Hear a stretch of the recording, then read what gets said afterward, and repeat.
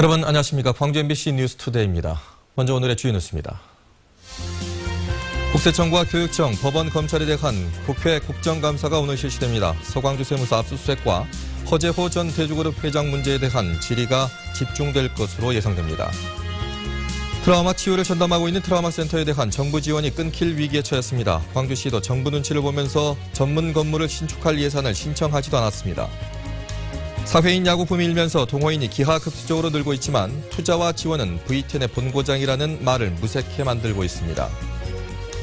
여순 사건이 발생한 지 66년이 흘렀지만 기약 없는 피해 보상과 철진한 이념 논쟁이 아직도 계속되고 있습니다.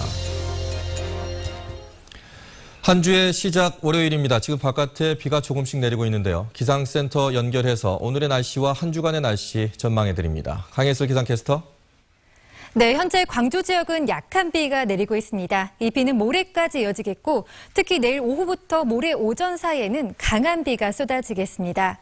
지금까지 내린 비 양은 영광 7.0, 여수 4.2, 광주 2.0으로 비교적 적은 양을 기록하고 있습니다.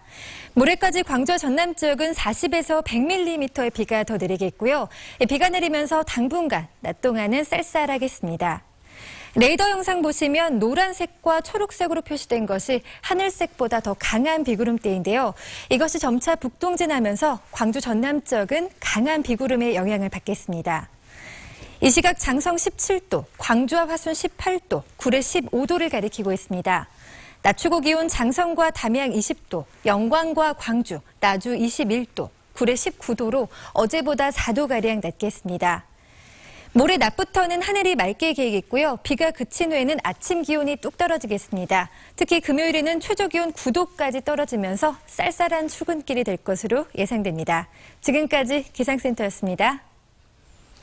지난주에 이어서 이번 주도 광전남 지역 국가기관들에 대한 국회 국정감사가 실시됩니다. 특히 오늘은 국세청과 법원, 검찰에 대한 국정감사가 예정돼 있어서 허재호 전 대주그룹 회장에 대한 문제가 집중적으로 거론될 것으로 보입니다. 이재원 기자입니다. 국회 기획재정위원회는 오늘 광주지방 국세청에 대한 국정감사에 나섭니다. 이번 감사에서는 서광주 세무서에 대한 경찰의 압수수색이 쟁점으로 떠오를 전망입니다. 또 대주그룹 허재호 전 회장에 대한 벌금 징수 과정에 대해서도 의원들의 질의가 이어질 것으로 예상됩니다. 국회 교육문화체육위원회는 광주시 교육청과 전라남도 교육청을 대상으로 국정감사를 실시합니다. 교육청 국감에서는 누리과정 예산 지원 문제와 9시 등교제 도입의 타당성, 자사고 지정 연장과 취소 과정에서 불거진 갈등이 도마 위에 오를 것으로 보입니다. 또 학교 안전 문제와 폐교 활용 대책 등에 대해서도 집중적으로 질의가 이어질 것으로 예상됩니다. 법제사법위원회는 광주 고검과 법원에 대한 국정감사를 진행합니다. 특히 검찰 국감에서는 세월호 참사 수사에 대한 집중적인 질의가, 법원 국감에서는 허재호 회장의 황제 노역 사건과 관련된 질의가 예상됩니다. MBC 뉴스 이재원입니다. 광주 지역 공공시설물 가운데 절반이 넘는 건물에서 내진 설계가 이루어지지 않은 것으로 나타났습니다. 광주시에 따르면 광주 지역 공공시설물 650여 곳 가운데 내진 설계가 적용된 시설물은 270여 곳으로 41%에 불과했고 60%에 이르는 공공시설물에 내진 설계가 적용되지 않았습니다. 특히 공공하수 처리 시설은 68곳 가운데 내진이 적용된 시설물은 4곳에 불과했고 수도시설도 31곳 가운데 5곳에 그쳤습니다. 윤장현 시장이 올해 말까지 지하철 2호선 문제를 매듭 짓겠다고 밝힌 가운데 광주시가 여론 수렴 방식에 고심하고 있습니다. 광주시는 지하철 2호선의 경우 시민 의견을 듣고 최종 결정을 하겠다고 밝혔지만 아직까지 구체적인 여론 수렴 방식과 시기를 결정하지 못하고 있습니다. 이처럼 결정이 늦어질 경우 올해 지하철 2호선에 배정된 국비 50억 원은 내년으로 2월 처리될 우려도 있습니다. 윤 시장은 최근 시의회에서 의견 수렴을 거쳐 올해 말까지 어떤 식으로든 지하철 2호선 문제를 결정하겠다고 답변한 바 있습니다. 광주 트라우마 센터는 현재 임대 건물을 사용하고 있습니다. 그래서 신축 건물 건립비로 올해 30억 원의 예산이 잡혔었는데요. 정부가 이 돈을 주지 않고 광주시는 정부 눈치만 보면서 당분간 트라우마 센터 건립은 어렵게 됐습니다. 정용우 기자입니다. 5.18의 정신적 상처를 치유하는 광주 트라우마 센터. 프로그램 만족도는 높지만 임대 건물이어서 공간이 협소해 다른 곳으로 가서 치유를 할 정도입니다. 또 상무지구 빌딩 숲속에서 녹지 공간이 부족해 치유나 제열에 한계가 있습니다. 무진교회 가서 오죠. 그런 게 이제 여가 공간이 좀 좁은 것 같아. 그런 게로 거기 가서 그렇게 우리 활발하게 하게요. 복잡해요. 저기 있으려면 그러니까 넓고 좋은 데로 해주면 쓰겠어요. 불편을 해소하기 위해 트라우마 센터 신축 건립비로 올해 보건복지부 예산에 30억 원이 반영됐습니다. 하지만 복지부는 트라우마 센터 사업이 계속적인 지속 사업이 아니라 한시적인 시범 사업이어서 센터 건립은 시기상조라며 30억 원을 줄 수 없다고 최근 통보했습니다. 광주시는 내년도의 예산 결정 시기에 복지부 눈치를 볼 수밖에 없다며 별 반대 없이 이를 수용했습니다. 5.18 트라우마 센터는 정신보건 사업이 국가적 시범 사업이기 때문에 별도로 지금 추진하기는 어렵고요. 그러면서 내년에도 정부에 별도의 예산 신청을 하지 않았습니다. 정부의 움직임을 보고 대응하겠다는 이유에서입니다. 민선 6기 인수위 보고서나 4개년 시정계획서에서 트라우마 센터의 독립을 위해 지속적인 센터 건립 추진을 강조한 것과는 배치되는 겁니다.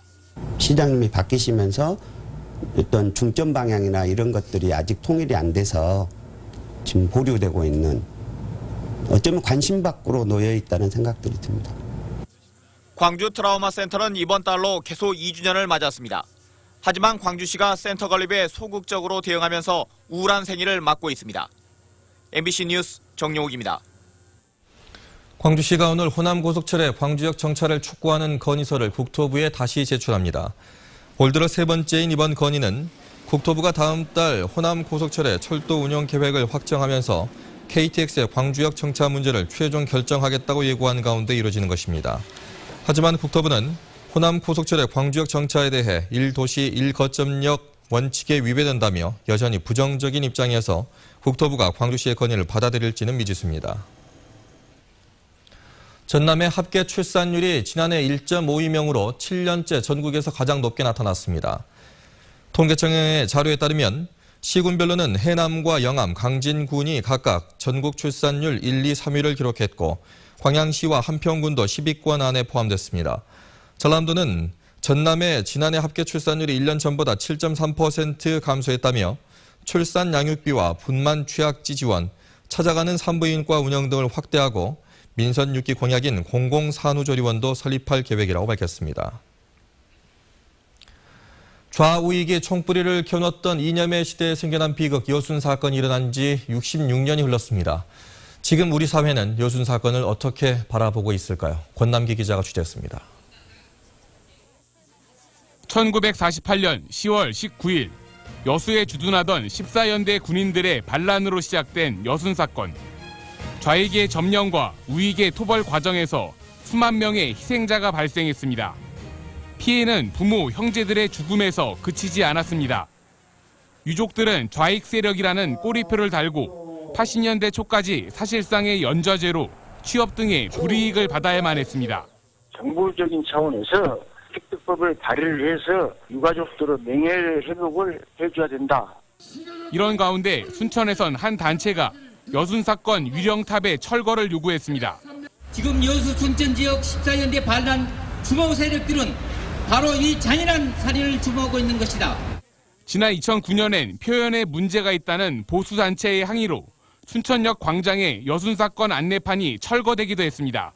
민간인 희생에 대해서 바로잡아주라는 것을 요구를 하고 있는 거지 반란을 옹호하거나 반란을 잘했다라고 이들이 주장하지 않습니다. 수많은 죽음엔 좌익과 우익이 따로 없었습니다. 기약 없는 피해 보상과 철진한 2년 논쟁 속에 여순 사건은 아직도 이곳에서 계속되고 있습니다. MBC 뉴스 권당기입니다. 도내 음주운전이 끊이질 않고 있습니다. 올 들어 전남 지역에서 음주운전을 하다 경찰에 적발된 운전자는 모두 8,452명으로 이 가운데 52%인 4,425명은 운전면허가 취소됐습니다. 지난해 도내에서 음주운전으로 인한 교통사고로 56명이 숨진 데 이어 올해도 현재까지 894건의 음주사고가 발생해서 38명이 숨졌습니다. 경찰과 광주시가 장애인 여성을 성추행했다는 논란을 빚고 있는 남구의 한 장애인 재활시설에 대해 집중 조사를 벌이고 있습니다. 광주지방경찰청은 성추행 피해를 입었다고 주장하고 있는 피해 여성 6명에 대해 개별 면담을 끝내고 시설 내에 설치되어 있는 1개월치 분량의 CCTV 영상을 분석하고 있습니다. 광주시는 법인 재산과 관련해 위법 여부가 있는지를 조사하고 있습니다. 조사 결과는 빠르면 다음 달 초쯤에 나올 것으로 예상하고 있습니다.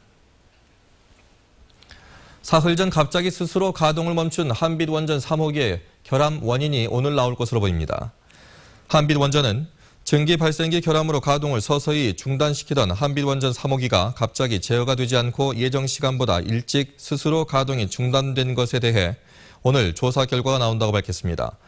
한편 지난 17일 새벽 2시쯤 증기 발생기에서 방사능이 누설돼 출력 간발에 들어간 한빛원전 3호기가 예정보다 4시간 일찍 갑자기 가동이 중단됐습니다. 광주지검과 고검이 수사 결과에 불복한 고소인이 청구한 정보 공개 행정소송에서 잇따라 패소했습니다. 광주지법은 A씨가 광주지검장을 상대로 낸 정보 공개 청구 일부 비공개 처분 취소 소송에서 검찰이 공개 거부한 자료 등은 사생활 침해나 수사 업무를 크게 곤란하게 할 내용이 아니다며 원고 승소 판결했습니다.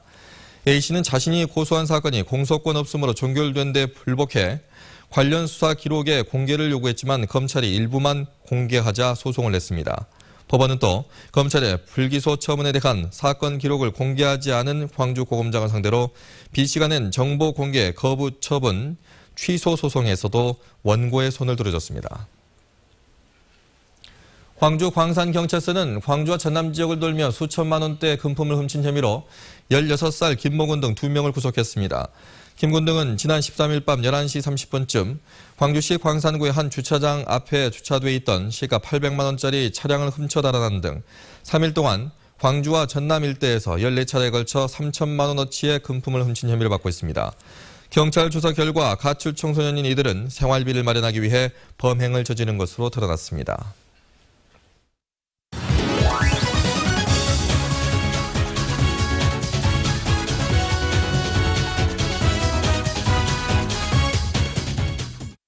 스포츠투데이입니다.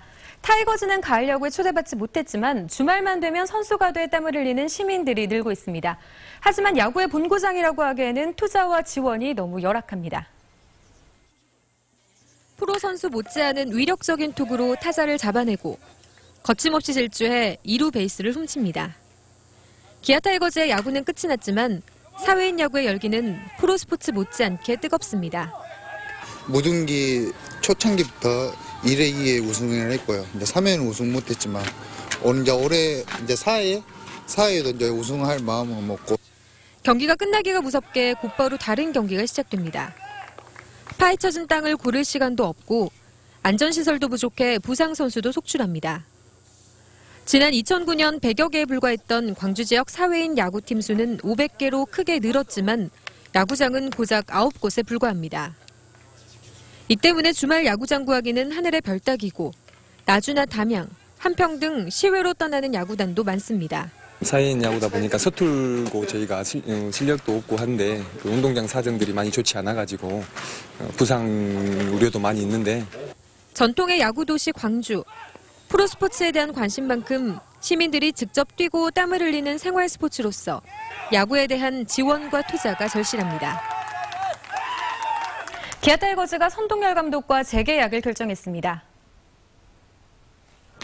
기아 타이거즈가 3년 계약 기간이 만료된 선동열 감독과 2년 동안 계약금 3억 원, 연봉 3억 8천만 원 등 총액 10억 6천만 원에 재계약했다고 밝혔습니다. 선 감독은 지난 3년 동안 뚜렷한 성적을 내지 못해 팬들에게 죄송하다며 무거운 책임감을 가지고 선수 육성과 수비 강화에 노력하겠다고 밝혔습니다. 광주 하계 유니버시아드 대회 최종 점검을 위한 세계대학 스포츠연맹 집행위원회가 열렸습니다. 이번 집행위원회는 루이 갈리앙 세계대학 스포츠연맹 회장을 비롯한 집행위원과 김황식 위원장이 참석한 가운데 개최됐습니다.